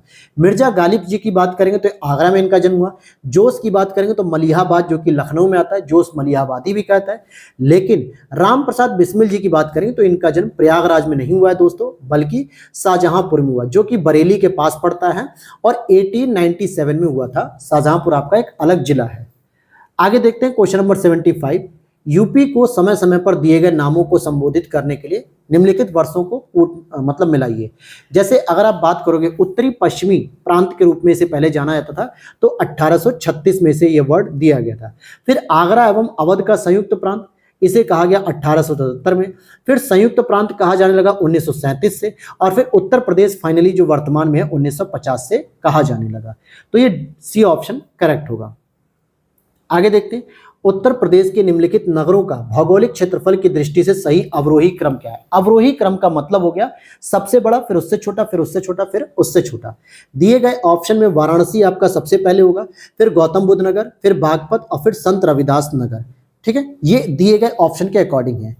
आगे देखते हैं निम्नलिखित में से कौन सा सही सुमेलित नहीं है। तो देखिए आला उदल की जो कहानियां हैं वो एक तरीके से महोबा में गाई जाती है, या यूं कहें बुंदेलखंड के क्षेत्र में, जो इनकी वीरता के परिचय दिए जाते हैं। रसिया की बात करेंगे तो बरसाना में, जो कि भगवान श्री कृष्ण की लीला पे आधारित है। कजरी की बात करेंगे तो मिर्जापुर और आसपास के क्षेत्रों में भी गाया जाता है। लेकिन बिरहा की बात करें तो पूर्वांचल यूपी, जो मुख्य रूप से आपके मिर्जापुर, गोरखपुर, गाजीपुर, आजमगढ़, बलिया, मऊ, इन सभी क्षेत्रों में इसको गाया जाता है। तो ये पूर्वी यूपी का क्षेत्र है, न कि कन्नौज वगैरह का। तो इसलिए डी ऑप्शन आपका गलत हो जाएगा। आगे बात करेंगे पित्रादुरा शैली के संबंध में निम्नलिखित कथनों पर विचार कीजिए। पित्रादुरा शैली जो कि एक स्थापत्य कला की एक विशेषता है, ठीक है। यह मुगल काल में संगमरमर से बनी इमारतों की दीवारों पर अर्ध मूल्यवान पत्थरों जैसे हीरे मोती इन सबको इनसे आकृतियों द्वारा सजावट होती थी, तो बिल्कुल सही है। और यह शैली जहांगीर के काल में आरंभ होकर शाहजहां के काल में चरमोत्कर्ष पे पहुंच गई, बिल्कुल, क्योंकि जहांगीर ने तो इसमें शुरू किया था, लेकिन शाहजहां का जो ताजमहल बनवाया गया है उसमें यह सबसे ज्यादा हमें देखने को मिलती है, ठीक। तो यहां पे दोनों ही बातें सही हो जाएंगी। लगभग 220 ईसा पूर्व में चीन की महादीवार जो कि ग्रेट वॉल ऑफ चाइना के रूप में जानी जाती है, ये किस शासक के द्वारा निर्मित कराई गई थी? तो ये ऑप्शन हो जाएगा सी हुआंग-ती द्वारा कराई गई थी। आगे बात करें वहिंद का युद्ध। वहिंद का युद्ध जो कि 1008 से लेकर 9 के बीच में लड़ा गया था, महमूद गजनवी और जयपाल के बीच, महमूद गजनवी और आनंदपाल के बीच में लड़ा गया था। सी ऑप्शन करेक्ट हो जाएगा। जो कहां पे लड़ा गया था इसको आप देख लीजिए, पेशावर के निकट लड़ा गया था इसमें। आगे बात करते हैं मध्यकाल में कृष्ण भक्ति को लोकप्रिय बनाने के उद्देश्य से निम्नलिखित में से किसने 8 कवियों का समूह जो अष्टछाप की स्थापना की थी? तो ये सही उत्तर हो जाएगा आपका सी, विट्ठलनाथ। किसने की थी? विट्ठलनाथ ने की थी। फिर आगे बात करेंगे यहाँ पे जैन तीर्थंकर और उनके प्रतीक चिन्ह। जैसे ऋषभ देव की बात करेंगे तो इनके लिए आपको क्या देखने को मिलता है? ऋषभ देव के लिए सांड हो जाएगा। अरिष्ट नेमी के लिए आपको शंख देखने को मिलेगा, पार्श्वनाथ के लिए सर्प देखने को मिलेगा और महावीर जी के लिए सिंह देखने को मिलेगा। अगर मैं इनके जन्म स्थान की बात करूं तो ऋषभ देव आपके अयोध्या में जन्मे थे। अरिष्ट नेमी की बात करेंगे तो आपके द्वारका गुजरात में जन्मे थे। पार्श्वनाथ की बात करेंगे तो आपके वाराणसी में जन्मे थे। महावीर स्वामी जी की बात करेंगे तो ये आपके वैशाली में जन्मे थे। तो ये इनका जन्म स्थान भी मैंने बता दिया। और अरिष्ट नेमी का एक अन्य नाम भी मिलता है जो आपने कई बार नेमीनाथ के नाम से इनको पढ़ा होगा। अरिष्ट नेमी का ही एक अन्य नाम है। यहाँ पे ए ऑप्शन आपका सही हो जाएगा। क्वेश्चन नंबर 83 की अगर हम बात करें, यहाँ पर कोई भी स्थान जो ग्रीनविच से 180 डिग्री पश्चिम में स्थित है उसका समय लंदन के समय से 12 घंटे पीछे होगा, और कोई भी स्थान जो ग्रीनविच से 180 डिग्री पूर्व में उसका समय 12 घंटे आगे होगा। बिल्कुल सही बात है। ग्रीनविच से हम लोग पूर्वी देशांतर की ओर आगे हैं, इसीलिए हमारे भारत का भी समय क्या होता है? ग्रीनविच से 5.5 घंटे आगे रहता है। तो पूर्वी देशांतर या पूर्व में रहने वाले जो देश हैं उनका टाइम आगे रहेगा, ये बात सही है। आगे बात करते हैं अगर हम कि जब कोई मुसाफिर पूर्वी गोलार्ध से पश्चिमी गोलार्ध की ओर अंतर्राष्ट्रीय तिथि रेखा पार करता है तो उसको एक दिन जोड़ देना होता है? तो नहीं, एक दिन घटाना होता है, क्योंकि पश्चिम की ओर अगर आप जाओगे तो वहां पे एक दिन आप पीछे करोगे और पूरब की ओर आओगे तो एक दिन आपको ऐड करना है। इसीलिए दूसरा गलत है, केवल पहला ही सही है, अर्थात ए ऑप्शन आपका सही हो जाएगा। आगे देखते हैं यहाँ पे क्वेश्चन नंबर 84, चंद्रमा का सदैव एक भाग ही पृथ्वी से नजर आता है। बिल्कुल सही है। चंद्रमा अपनी धुरी पर एक चक्कर लगाने में लगभग 27 दिन का समय लेता है तथा उसे पृथ्वी की परिक्रमा पूर्ण करने में भी लगभग इतना ही समय लगता है, अर्थात 27 दिन में ही वो पृथ्वी की परिक्रमा भी पूरी करता है और 27 दिन वो अपनी भी धुरी पर घूमता रहता है। इसीलिए जो फेज हमारे सामने चंद्रमा का होता है वही हमेशा ऑलवेज दिखता रहता है। अगर वो अपनी धुरी पे परिक्रमा करता 27 दिन में और पृथ्वी की परिक्रमा करता 15 दिन में तो हमें 2 अलग अलग फेज देखने को मिल सकते थे। तो यहाँ पे दोनों ही बातें सही है, व्याख्या भी सही कर रहा है। बात करते हैं महाद्वीपीय विस्थापन सिद्धांत के बारे में कौन सा कथन असत्य है? जर्मन भूगोलवेत्ता आल्फ्रेड वेगनर ने 1912 में महाद्वीपीय विस्थापन सिद्धांत प्रस्तुत किया। बिल्कुल सही है। प्रारंभ में सभी महाद्वीप एक दूसरे से जुड़े थे जिन्हें पेंजिया कहा गया। यह भी सही है। पेंजिया के चतुर्दिक एक विशाल सागर था जिसे पैंथालसा कहा गया। तो ये भी सही है। और पेंजिया का दक्षिणी हिस्सा गोंडवाना लैंड दक्षिण अमेरिका, एशिया और अफ्रीका, ऑस्ट्रेलिया व अंटार्कटिका से मिलकर बना है। तो ये सभी बातें सही है, लेकिन यहाँ पे जो टेस्ट सीरीज में ध्ये आईएएस ने दिया था वो डी ऑप्शन दिया था। इन्होंने कहा कि गोंडवाना लैंड पेंजिया के दक्षिणी हिस्से का हिस्सा नहीं है। तो ऐसा नहीं है। गोंडवाना लैंड आज जो है कि भारत का उत्तरी हिस्सा हो चुका है क्योंकि हम 0 डिग्री के ऊपर आ चुके हैं, लेकिन मुख्य रूप से पेंजिया के दक्षिणी हिस्से का हिस्सा था। ठीक है, इसीलिए यहां पे मैं कहूंगा कि चारों ही स्टेटमेंट सही है, करेक्ट है, कोई भी गलत नहीं है। आगे बात करते हैं क्वेश्चन नंबर 86, निम्नलिखित ज्वालामुखियों में से कौन एंडीज पर्वतमाला पर स्थित नहीं है? तो भैया एंडीज की अगर आप बात कर रहे हो तो ये साउथ अमेरिका की पर्वतमाला है और यहां पे आप देखोगे तो लास्कर भी मिलेगा, सांगे भी मिलेगा, कोटोपैक्सी भी मिलेगा। कोटोपैक्सी आपको इक्वाडोर में मिलेगा, लेकिन सेमरू की बात करें तो ये आपको जावा इंडोनेशिया में देखने को मिल जाएगा। वायुमंडल की संरचना के संदर्भ में कौन सा कथन गलत है? पृथ्वी के धरातल से लेकर क्षोभ सीमा तथा तक क्षोभ मंडल का विस्तार है, बिल्कुल सही है।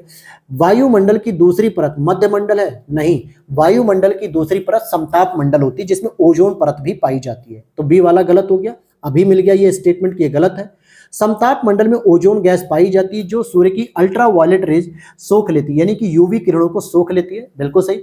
मध्य मंडल वायुमंडल की सबसे ठंडी परत होती है जिसका तापमान -90 डिग्री सेल्सियस भी चला जाता है, बिल्कुल सही बात है। लेकिन जैसे जैसे हम आयन मंडल की ओर बढ़ते हैं, मध्य मंडल के ऊपर वाली जो परत होती है वहां पे सर्वाधिक टेम्परेचर पहुंच जाता है, इवन कि 400 डिग्री सेल्सियस तक भी पहुंच जाता है।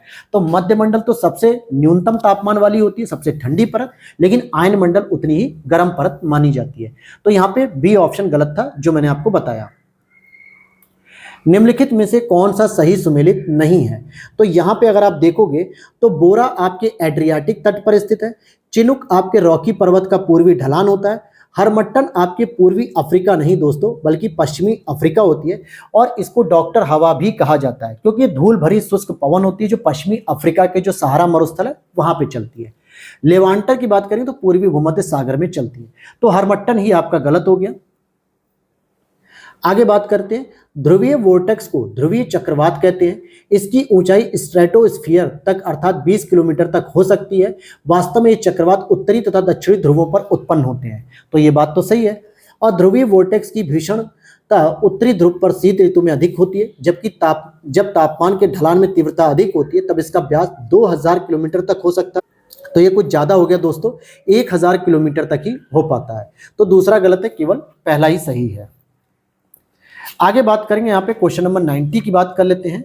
निम्नलिखित में से कौन सा स्तूप के संबंध में सत्य है? तो भैया जब कोई स्तूप बनता है बौद्ध धर्म से संबंधित या जैन धर्म से संबंधित, तो इसके ऊपर एक छत्र रहता है, इसके चारों ओर एक वेदिका होती है और इसमें गर्भगृह भी होता है, तो नहीं, इसमें गर्भगृह नहीं होता, स्तूप नहीं बल्कि मंदिर की विशेषता होती है जहां पे हम अपने देवी देवता की मूर्ति को स्थापित करते हैं, तो इसमें कोई भी गर्भगृह नहीं होता है, तो केवल पहला और दूसरा सही है। शिवाजी और राजा जयसिंह औरंगजेब के सेनापति थे, या यूं कहे कि औरंगजेब के दरबार में रहते थे, तो इनके मध्य एक पुरंदर की संधि हुई थी 1665 ईस्वी में हुई थी, जिसमें 23 किले मुगलों को देने पड़े थे। शिवाजी ने अपने 23 किले किसको दे दिए? मुगलों को दे दिए थे, मुगलों को यानी औरंगजेब को। शिवाजी के प्रशासन से संबंधित निम्नलिखित में से कौन सा सही सुमेलित नहीं है? जैसे मोकास की बात करें तो एक जागीर होती थी, मजूमदार की बात करें तो राज्य का लेखपाल होता था, दबीर की बात करें तो ये दोस्तों भूमि पर वंशानुगत अधिकार रखने वाला अधिकारी नहीं था, बल्कि इसको मिरासदार कहते थे। क्या कहते थे? इसको मिरासदार कहते थे। तो दबीर क्या होता था? जो दरबार के कायदे कानूनों की देखरेख करता था कि जो आपके शिवाजी हैं या और भी जो पेशवा हैं उनके दरबार में किस प्रकार के कायदे कानून हो रहे हैं और उनकी कौन उल्लंघन कर रहा है कौन नहीं, उसका देखभाल करता था दबीर। पागा क्या होती थी? स्थायी सेना, तो सी वाला ऑप्शन आपका गलत होगा।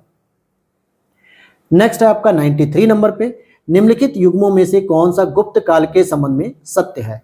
भाग की बात करेंगे तो ये भू राजस्व में राजा का हिस्सा हुआ करता था। श्रेणी की बात करेंगे तो व्यापारी वर्ग का प्रधान नहीं होता था, बल्कि श्रेणी को हम व्यापारिक संगठन कहते थे। क्या कहते थे? व्यापारिक संगठन कहते थे। और जबकि व्यापारी वर्ग का जो प्रधान व्यक्ति होता था उसको श्रेणी नहीं बल्कि श्रेष्ठी कहा जाता था। भुक्ति प्रशासकीय विभाग होता था, तो दूसरा हटा दिया जाए तो केवल 1 और 3 स्टेटमेंट ही सही है। नागदा की बात करें तो नागदा नामक स्थल जहां से प्रारंभिक ऐतिहासिक युग के विविध लौह उपकरण प्राप्त हुए हैं, ये आपके मध्य प्रदेश में स्थित है। कहां पर स्थित है? नागदा मध्य प्रदेश में स्थित है। आगे देखिए, वे प्रजातियां जो किसी समुदाय में संख्या तथा जैव भार की दृष्टि से अल्प होने के बावजूद सामुदायिक लक्षणों पर अपना प्रभुत्व दर्शाती है, यानी जिसकी संख्या तो बहुत कम है लेकिन उनके न रहने पे पूरा का पूरा इकोसिस्टम बाधित हो सकता है, तो ऐसी प्रजातियों को हम की स्टोन प्रजाति कहते हैं। एल्गी ब्लूम का संबंध निम्नलिखित में से किस एक से होता है? तो यूट्रोफिकेशन से होता है, जिसको हम लोग सुपोषण कहते हैं, और ये मैंने कई बार आपको यूपी पीसीएस के टेस्ट सीरीज में बहुत डिटेल से बताया भी है। खाद्य जाल खाद्य श्रृंखला की अपेक्षा कैसा होता है? खाद्य जाल को अगर हम इंग्लिश की बात करें तो इसको हम फूड ट्रैप कह देते हैं, और खाद्य श्रृंखला की बात करेंगे तो इसको हम इंग्लिश में फूड वेब कहते हैं। तो भैया फूड ट्रैप अक्सर जटिल होता है। क्या होता है? जटिल होता है। नेक्स्ट देखते हैं, निम्नलिखित में से कौन सा एक सही सुमेलित नहीं है? संस्था और स्थापना वर्ष। अगर आप यूनेप की बात करोगे, UNEP United Nation Environmental Programme, UNEP का जो मुख्यालय है नैरोबी केन्या में है, इसकी स्थापना 1972 में की गई। IUCN की स्थापना दोस्तों 1985 नहीं बल्कि अक्टूबर 1948 में की गई थी और इसका जो हेडक्वार्टर है वो ग्लैंड में है या ग्लांड भी कह सकते हैं, जो कि स्विट्जरलैंड में स्थित है। वर्ल्ड वाइल्ड लाइफ फंड यानी कि WWF जो कि 1961 में स्टैब्लिश हुआ, वर्ल्ड रिसोर्स इंस्टीट्यूट 1982 में स्टैब्लिश हुआ। तो बी वाला ऑप्शन आपका गलत हो जाएगा। यहाँ पे कुछ आंदोलन है और वो किन क्षेत्रों में आयोजित हुए इसकी बात करेंगे। जैसे साइलेंट वैली या शांत घाटी की बात करेंगे तो केरल में है, नर्मदा बचाओ आंदोलन गुजरात में हुआ, चिपको आंदोलन उत्तराखंड में हुआ और अपिक्को आंदोलन आपके कर्नाटक में हुआ। तो ए ऑप्शन सही हो जाएगा। क्वेश्चन नंबर 100 की बात करते हैं। निम्नलिखित में से कौन से भारतीय राज्य पूर्ण रूपेण हिमालय पर्वत में स्थित हैं? तो अगर आप बात करोगे तो जो पूरी तरीके से हिमालय में स्थित हैं तो एक तो हिमाचल प्रदेश हो गया और दूसरा सिक्किम हो गया। लेकिन उत्तराखंड और असम में आपको मैदानी क्षेत्र भी देखने को मिलते हैं। जैसे उत्तराखंड में आपने पढ़ा होगा कि गंगा ऋषिकेश में तो पर्वतीय क्षेत्रों में होती है, पहली बार वो हरिद्वार के माध्यम से मैदानी क्षेत्रों में प्रवेश कर जाती है। इसका मतलब है कि उत्तराखंड में कई ऐसे जिले हैं जो मैदानी क्षेत्रों से संबंधित हैं और उसी तरीके से असम के भी कई ऐसे क्षेत्र हैं जो पश्चिम बंगाल और बांग्लादेश से संबंधित हैं जहां पे मैदानी क्षेत्र देखने को मिल जाता है। आगे बात करेंगे, यहाँ पे श्रृंखला है और यहाँ पे महत्वपूर्ण वस्तुएं जो मिलती हैं उसके बारे में। जैसे चैंपियन श्रृंखला सोना से संबंधित है, पंचेत श्रृंखला पंचेत हिल आपका कोयला से संबंधित है, रियालो श्रृंखला संगमरमर से और बिजवार श्रृंखला हीरा से संबंधित है। तो ए ऑप्शन करेक्ट होगा। निम्नलिखित भारतीय नदियों को उनकी लंबाई के आरोही क्रम में, लंबाई और आरोही इसका मतलब हो गया सबसे छोटी फिर उससे बड़ी फिर उससे बड़ी फिर उससे बड़ी। तो देखिए गोदावरी की जो लंबाई है वो याद कर लो 1465 किलोमीटर, यमुना की याद कर लो 1370 किलोमीटर, कृष्णा नदी की 1400 किलोमीटर, महानदी की 858 किलोमीटर। तो भैया सबसे छोटे से बड़ा स्टार्ट करना, यानी महानदी से शुरू करो और गोदावरी पे खत्म करो। तो 4 से शुरू करोगे और 1 पे खत्म होगा, अर्थात बी ऑप्शन करेक्ट हो जाएगा। कोयला उद्योग में संलग्न लोगों को सामान्यतः कौन सी बीमारी होती है? तो भैया कौन सी बीमारी हो सकती है?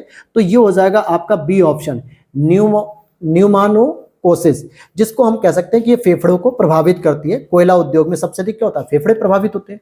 अच्छा, फ्लोरोसिस क्या होती है? ये आपके फ्लोराइड के प्रभाव से होती है। ब्लैकफुट क्या होता है? आर्सेनिक की अधिकता से होती है। ब्लू बेबी सिंड्रोम किससे होता है? नाइट्रोजन से युक्त जो प्रदूषण वाले पानी होते हैं अगर आप उनका सेवन कर रहे हो तो ब्लू बेबी सिंड्रोम हो जाता है, यानी जिसमें बच्चे का क्या होता है कि सारा शरीर नीला पड़ने लगता है। राष्ट्रीय प्रवाल भित्ति अनुसंधान केंद्र कहां पे स्थापित किया जा रहा है? पोर्ट ब्लेयर, जो कि अंडमान निकोबार की राजधानी है। हालांकि अब इसका नया नाम दे दिया गया है जिसको हम लोग क्या बोलेंगे? श्री विजयपुरम। ठीक है, ये इसकी नई राजधानी का नाम हो चुका है, अर्थात पोर्ट ब्लेयर का नाम बदल दिया गया है। अच्छा, भारत में जो प्रवाल भित्तियां हैं वो 4 प्रमुख क्षेत्रों में पाई जाती है।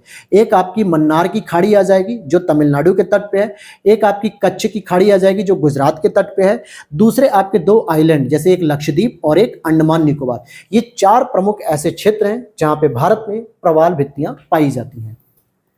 क्वेश्चन नंबर नेक्स्ट है 105 नंबर पे, केंद्रीय प्रदूषण नियंत्रण बोर्ड द्वारा औद्योगिक क्षेत्र में दिन के समय निर्धारित ध्वनि तीव्रता का स्तर कितना रखा गया है? तो 75 डेसिबल, लेकिन जब रात की बात होती है तो इसी को घटा के 65 डेसिबल कर दिया जाता है। आगे देखते हैं, यहाँ पे निम्नलिखित कथनों पर विचार करो। इको मार्क का आरंभ 1985 में किया गया, तो यहाँ पे 1985 नहीं दोस्तों 1991। अच्छा, इको मार्क किसे कहते हैं? अगर हम बात करें ऐसा प्रोडक्ट जो मतलब इकोलॉजिकल अर्थात पर्यावरण के प्रति एक अच्छा व्यवहार करता हो, अर्थात पर्यावरण को नुकसान नहीं पहुंचाता है, तो उसे इको मार्क का प्रोडक्ट दिया जाता है जो 1991 में शुरू हुआ। और इसका लोगो मिट्टी का बर्तन है, तो आप देख सकते हो कि हाँ इसका जो लोगो है वो मिट्टी का बर्तन, मिट्टी मतलब क्या होगा? प्राकृतिक घटक का प्रयोग किया जा रहा है। तो बी ऑप्शन सही होगा, ए वाला गलत हो जाएगा। नेक्स्ट है, जब प्राकृतिक गैस को 200 से 250 किलोग्राम प्रति सेंटीमीटर स्क्वायर तक दबाया जाता है तो ये सीएनजी कहा जाता है। और सीएनजी में 80 से लेकर 99% तक मीथेन होती है। तो यहाँ पे असत्य पूछा जा रहा है, तो न तो पहला गलत है न ही दूसरा, क्योंकि सीएनजी कंप्रेस्ड नेचुरल गैस, इसमें मीथेन ही सबसे अधिक मात्रा में पाई जाती है। अब यहाँ पे आपको कुछ 10 से 12 प्रश्न आपको रीजनिंग के देखने को मिलेंगे। अब यहाँ पे बहुत आराम से आपको समझना है। यदि निम्नलिखित शब्दों को वृद्धि के क्रम में रखा जाए तो बीच वाले शब्द को किस अक्षर से आरंभ होगा। यहाँ पे वृद्धि का मतलब क्या, यहाँ पे आपको देखो कंफ्यूज किया जा रहा है कि छोटे छोटे स्पेलिंग से करना है क्या, नहीं। यहाँ पे एक व्यक्ति की उम्र के बारे में बात की जा रही है कि बच्चे से लेकर बुढ़ापे तक कैसी स्थिति होती है, तो बीच में कौन सा वर्ड आएगा और वो पहला स्टार्ट कहाँ से हो रहा है। तो भैया जब भी बच्चा पैदा होता है तो उसको इन्फेंट कहा जाता है या इन्फेंसी कहा जाता है, तो सबसे पहले तो ये आएगा 1 नंबर पे। फिर वो धीरे धीरे बड़ा हो रहा होता है यानी कि चाइल्डहुड अर्थात वो शिशु कहलाता है, 2 नंबर पे आएगा। तीसरे नंबर पे आएगा एडोलसेंस जो कि वो धीरे धीरे युवा हो रहा है, तीसरे नंबर पे। चौथे नंबर पे आपका आता है यूथ जो कि वो यूथ हो चुका है, और 5वें नंबर पे आएगा ओल्ड एज यानी वो बूढ़ा हो रहा है। तो थर्ड वाला हो जाएगा एडोलसेंस और ये ए से स्टार्ट होता है। क्लियर हो गया, ये इस तरीके से प्रश्न था। नेक्स्ट आपसे प्रश्न पूछा जा रहा है बी की आयु ए की दुगनी किंतु एफ से आधी है, तो सी ए की आयु का आधा है किंतु डी से दोगुना बड़ा है, तो कौन से दो लोग अधिकतम एवं न्यूनतम आयु वाले ग्रुप में हैं। तो अगर मैं आपसे कहूं इस पहली लाइन से ही हम स्टेटमेंट को बनाते हैं। भाई बी की आयु ए की दुगनी है किंतु एफ से आधी है, इसका मतलब क्या हो गया कि एफ बड़ा हो गया बी से, ठीक है, लेकिन बी की जो आयु है वो ए से दुगनी है, अर्थात ए अगर 10 साल का है तो बी 20 साल का है, लेकिन वो कहीं ना कहीं किससे आधा है, वो कहीं ना कहीं आपको एफ से आधा है, अर्थात एफ 40 साल का होगा। अब यहां पे आगे का स्टेटमेंट अगर आप पढ़ो तो सी ए की आयु का आधा है, यानी सी क्या है, ए की आयु का आधा होने का मतलब सी क्या हो गया, ए से छोटा हो गया लेकिन डी से बड़ा है, यानी कि डी से बड़ा है। तो इस आधार पे अगर आप सेट करते हो तो कौन से अधिकतम हो गया, एफ सबसे बड़ा हो गया और न्यूनतम डी हो गया, यानी एफ और डी, बी ऑप्शन आपका सही हो जाएगा। ऐसे करके आप रीजनिंग के प्रश्नों को भी सॉल्व कर सकते हैं। तारीख पर विचार न करते हुए दो व्यक्तियों के अलग अलग दिनों में पैदा होने की प्रायिकता, तो भैया प्रोबेबिलिटी के क्वेश्चन मुझे आते नहीं है तो मैं ऐसे प्रश्नों को छोड़ देता हूं, अगर आपको आते हैं तो आप सॉल्व कर लीजिएगा। आगे बढ़ते हैं। 6 व्यक्ति हैं A B C D E F, एक कतार में खड़े हैं, सी और डी एक दूसरे के सन्निकट ई के बगल में खड़े हैं, अर्थात जैसे एक तरीके से ऐसे देख सकते हो कि ई के बगल में खड़े हुए हैं, ठीक है। और कहां पे खड़े होंगे, जैसे सी और डी, तो ऐसे भी आप देख सकते हो कि एक दूसरे के सन्निकट है लेकिन ई के बगल में खड़े हैं, ऐसे देख लो। फिर कह रहा है बी केवल ए के बगल में खड़ा है, यानी बी केवल ए के बगल में खड़ा है तो ए के बगल में केवल बी कर दो ऐसे, क्योंकि और हम इधर लिख नहीं सकते। और ए का एफ से चौथा स्थान, यानी 1 2 3 4 नंबर पे एफ हो गया, ए से भाई चौथे स्थान पे आ गया।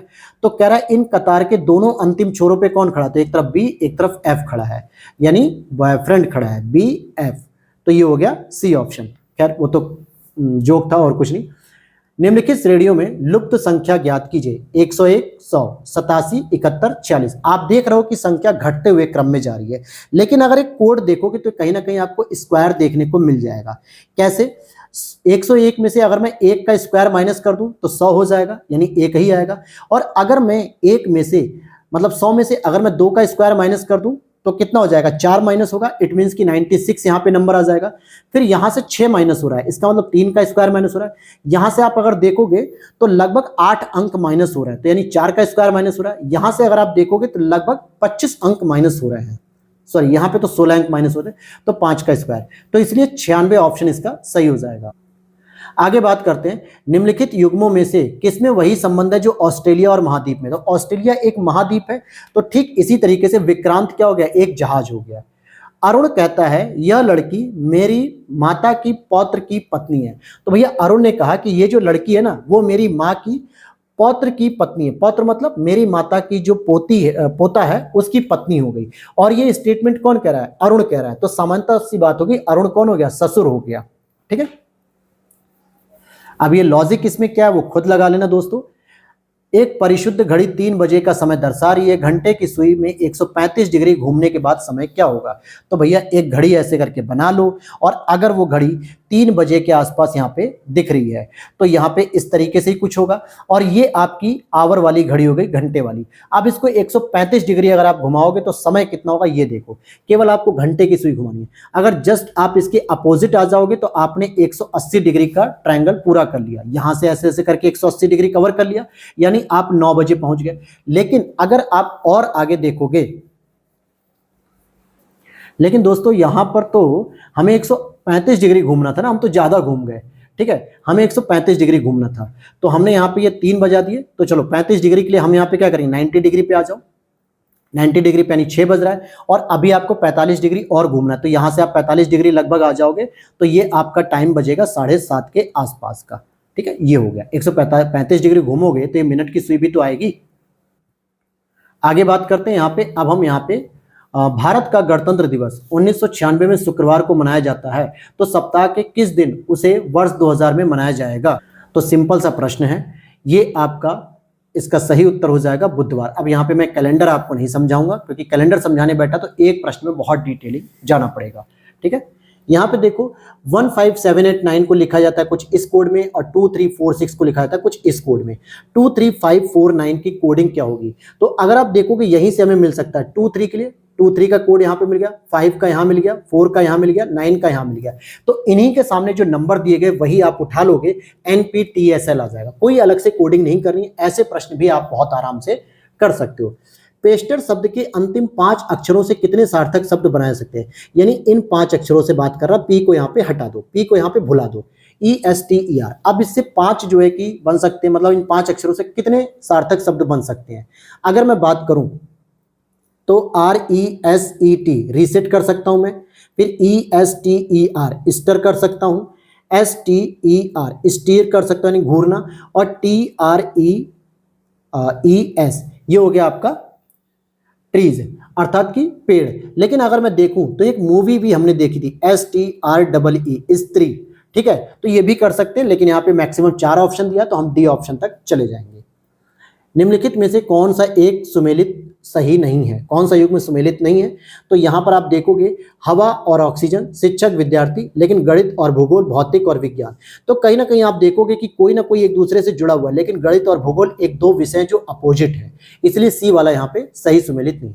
दो संख्याओं का योग अगर 42 है, गुणनफल 437 है, तो उन संख्याओं का अंतर क्या होगा? बहुत ही बेसिक प्रश्न है, आराम से निकालोगे तो इसका आंसर आ जाएगा 4। अब यहाँ मैथ नहीं सिखाऊंगा, क्योंकि मैंने पहले भी कहा है कई बार कि मैं आपको रीजनिंग और मैथ नहीं सिखाता हूं, क्योंकि ये आपके अलग सेक्शन का पार्ट है। हर एक टीचर सभी चीजों में परफेक्ट हो सकता है, लेकिन कुछ उसकी वीक पॉइंट होते हैं। हालांकि मैं अपने स्तर पे एग्जाम में प्रश्न कर लेता हूं, ऐसी बड़ी बात नहीं होती है, लेकिन फिर भी आप लोग यहाँ पे अगर रीजनिंग और मैथ पढ़ेंगे तो शायद ज्यादा टाइम लगेगा। यूट्यूब पे अदर्स बहुत सारे यूट्यूबर्स हैं, बहुत सारी क्लासेस हैं फ्री में, आप मतलब रीजनिंग के लिए, मैथ के लिए आप उनकी क्लासेस को देख सकते हो। बाकी जीएस के टेस्ट पेपर आप यहाँ से बहुत अच्छे से कर सकते हो। अभी तक आपने किया होगा तो आपको समझ में आ गया होगा कि कितनी अच्छी तरीके से आपको चीजें रिवाइज कराई जा रही हैं। नेक्स्ट बात करेंगे, अगस्त 2024 में निम्न टाइगर रिजर्वों में से कौन सा एक बिजली उत्पादन हेतु पवन टरबाइन स्थापित करने वाला देश का प्रथम टाइगर रिजर्व होगा? तो ये आपका हो जाएगा पेरियार टाइगर रिजर्व। और ये कहां पर है दोस्तों? पेरियार के नाम से ही आपको पता होना चाहिए, केरल में है। चलिए आगे देख लेते हैं। अगस्त 2024 में उत्तर प्रदेश के किस जिले में देश के पहले आर्टिफिशियल इंटेलिजेंस आधारित आंगनवाड़ी केंद्र की शुरुआत की गई है? तो गाजियाबाद में की गई है AI आधारित आंगनवाड़ी केंद्र, जो कि राज्यपाल आनंदीबेन पटेल जी के द्वारा इसका उद्घाटन किया गया। अब आगे बात करते हैं, अगस्त 2024 में निम्नलिखित राज्यों में से कौन सा एक छात्राओं को सैनिटरी पैड के लिए खातों में नगद सहायता राशि भेजने वाला देश का पहला राज्य बन गया है? तो ये शुभारंभ आपके मध्य प्रदेश ने किया है, जिसमें क्लास 7 से लेकर 12 तक की बच्चों को दिया जाएगा, छात्राओं को। क्योंकि 7th में जो बच्ची पढ़ रही होती है, ये मान के चलिए कि लगभग उसकी एज 12 से 13 साल की होती है। और 12 से 13 साल एक ऐसी एज होती है जब वो प्यूबर्टी में आती है, यानी पहली बार उसके मेंस्ट्रुएशन जो साइकिल होते हैं, मासिक धर्म, वो शुरू होते हैं। तो उस दौरान ही उस बच्ची को इसकी जरूरत होती है और सारी जानकारी भी उसे देनी पड़ती है। अगस्त 2024 में केंद्रीय पर्यावरण मंत्री भूपेंद्र यादव जी के द्वारा भारत में 3 नए रामसर स्थलों की घोषणा की गई अगस्त 2024 में। कौन कौन से थे और कहां पे थे, ये मिलान करना है। तो आप देखोगे कि कौन सा एक बेमेल है। तो देखो, नंज नारायण पक्षी अभ्यारण्य तमिलनाडु में, काजू वैली पक्षी अभ्यारण्य केरल में नहीं दोस्तों, ये भी तमिलनाडु में है, और तवा जलाशय मध्य प्रदेश में है। तो तीनों में से पहला और तीसरा सही है, लेकिन दूसरा वाला बेमेल है। सितंबर 2024 में पर्यटन मंत्रालय द्वारा विश्व पर्यटन दिवस के अवसर पर किस राज्य में स्थित आद्रो गांव को सर्वश्रेष्ठ विरासत पर्यटन गांव पुरस्कार 2024 से सम्मानित किया गया? तो ये आपका मणिपुर में हो जाएगा। ध्यान देना कि विश्व पर्यटन दिवस के अवसर पर था, लेकिन अभी एक और सर्वश्रेष्ठ पर्यटन गांव के रूप में मान्यता मिली है आपके पूरा महादेव गांव, जो कि बागपत उत्तर प्रदेश में स्थित है। सितंबर 2024 में लोवी इंस्टीट्यूट के द्वारा प्रकाशित एशिया पावर इंडेक्स 2024 के अनुसार किस देश को पीछे छोड़ते हुए भारत एशिया का तीसरा सबसे पावरफुल देश बन चुका है? तो इसने जापान को पीछे छोड़ दिया। एशिया पावर इंडेक्स रिपोर्ट के अनुसार पहले नंबर पे आता है आपका चाइना, दूसरे नंबर पे आता है आपका यूएसए और तीसरे नंबर पे आता है, तीसरे नंबर पे कौन होगा? आपका इंडिया हो जाएगा। ठीक है, ये हो गया 3 देश। तो जापान को पीछे छोड़ दिया भारत ने। सितंबर 2024 में food safety standard authority of India global food regulators summit 2024 के दौरान राज्य खाद्य सुरक्षा सूचकांक के अनुसार निम्न में से किस राज्य ने लगातार दूसरे वर्ष शीर्ष स्थान हासिल किया है? तो केरल ने हासिल किया है और यह सूचकांक 2018-19 से प्रतिवर्ष ये जारी किया जा रहा है। नेक्स्ट है आपका 17 सितंबर 2024 को किस राज्य सरकार के द्वारा प्रजा पालना दिवस के रूप में मनाया जा रहा है? तो ये तेलंगाना के द्वारा मनाया जाता है और हैदराबाद का भारत में एकीकरण का ये प्रतीक माना जाता है, पालना दिवस। ठीक है, क्योंकि 17 सितंबर 1948 को हैदराबाद को मुक्ति दिलाई गई थी निजाम के शासक से और इसके लिए ऑपरेशन कौन सा चलाया गया था? पोलो ऑपरेशन चलाया गया, जो पुलिस अभियान था। सितंबर 2024 में निम्नलिखित में से कौन भारतीय पहलवान गामा इंटरनेशनल फाइटिंग चैंपियनशिप में मिश्रित मार्शल आर्ट में जीत दर्ज करने वाले पहले भारतीय पहलवान बन गए? तो संग्राम सिंह बन गए। सितंबर 2024 में उत्तर प्रदेश सरकार के द्वारा प्रदेश के किस शहर में वैदिक 3D संग्रहालय बनाने की घोषणा की गई है? तो वाराणसी में की गई है। हालांकि जितने भी करंट अफेयर्स के आप प्रश्न देख रहे हो यहाँ पे, चाहे यूपी पीसीएस के हो या फिर समीक्षा अधिकारी के, ये दोनों ही प्रश्न सारे के सारे मैंने करंट अफेयर्स आई दृष्टि शॉर्ट नोट्स में या फिर घटनासार शॉर्ट नोट्स में, दोनों में कंप्लीट कराए हैंड रिटन शॉर्ट फॉर्म में, जो कम समय में आप मल्टीपल टाइम रिवीजन कर सकते हो। और इसके साथ मैं 1000 एमसीक्यूज की करंट अफेयर सीरीज करा रहा हूं, जो आपके समीक्षा अधिकारी, यूपी पीसीएस और बिहार पीसीएस तीनों के लिए बेस्ट रहेगी। तो आप उसे भी हमारे चैनल पे जाके विजिट करके देख सकते हो। नेक्स्ट बात करेंगे, अगस्त 2024 में भारतीय सेना के द्वारा प्रोजेक्ट नमन प्रारंभ किया गया। किसके लिए प्रारंभ किया गया? तो डिफेंस पेंशनर की पेंशन संबंधी प्रक्रियाओं को सुगम बनाने के लिए। जो डिफेंस सेक्टर से जो लोग रिटायर होते हैं उनको पेंशन से संबंधित इसके बारे में किया गया है। अगस्त 2024 में रक्षा मंत्री राजनाथ सिंह जी के द्वारा विशाखापत्तनम में भारत की दूसरी परमाणु ऊर्जा से चलने वाली बैलिस्टिक मिसाइल पनडुब्बी का जलावतरण किया गया है और इसका नाम क्या रखा गया है? तो INS अरिघाट यानी S3 रखा गया है। आगे बात करते हैं, अगस्त 2024 में पर्यावरण और कार्बन सम्मेलन 2024 का आयोजन कहां पर किया गया? तो नई दिल्ली में किया गया था और ये एसोचैम के द्वारा आयोजित था। फिर आगे बात करते हैं, ये यहां पर है, अगस्त 2024 में निम्नलिखित में से किस एक ने NASSCOM national association of software and service company के चेयरमैन के रूप में राजेश नाम्बियार का स्थान ग्रहण किया? तो राजेश नाम्बियार के हटने के बाद कौन व्यक्ति इस पे बैठा? तो ये हो जाएंगे आपके सिंधु गंगाधरन। अगस्त 2024 में फतेमहे मोहर जेरनी किस इस्लामिक देश की पहली महिला सरकारी प्रवक्ता नियुक्त हुई हैं? तो ईरान की। अगस्त 2024 में कमचटका प्रायद्वीप में स्थित सिवेलुच ज्वालामुखी में भयंकर विस्फोट हुआ। तो कमचटका प्रायद्वीप कहां पर स्थित है? रूस में स्थित है। कहां पर? रूस में। अगस्त 2024 में भारतीय रिजर्व बैंक के द्वारा डिजिटल सार्वजनिक अवसंरचना एवं उभरती हुई प्रौद्योगिकियों पर वैश्विक सम्मेलन 2024 का आयोजन कहां पर किया गया है?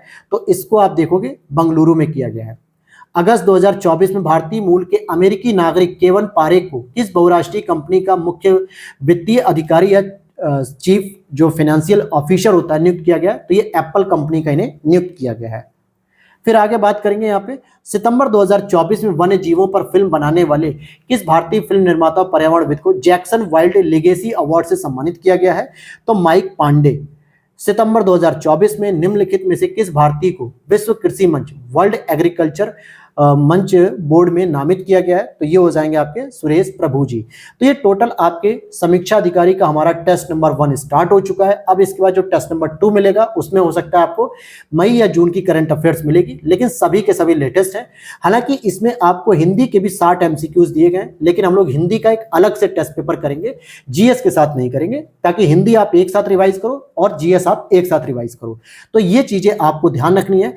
इसकी पीडीएफ आपको हमारे ग्लैंस एकेडमी ऑफिशियल आपका टेलीग्राम चैनल है ये हमारा, वहां पर अगर आप इसे ज्वाइन कर लोगे तो वहां पे आपको सारी पीडीएफ मिलती रहेंगी जो भी आपकी फ्री पीडीएफ होती है।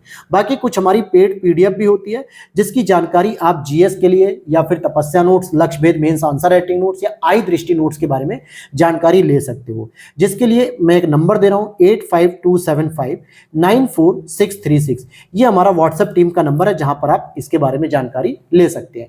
तो मिलते हैं नेक्स्ट वीडियो में। जय हिंद, जय भारत।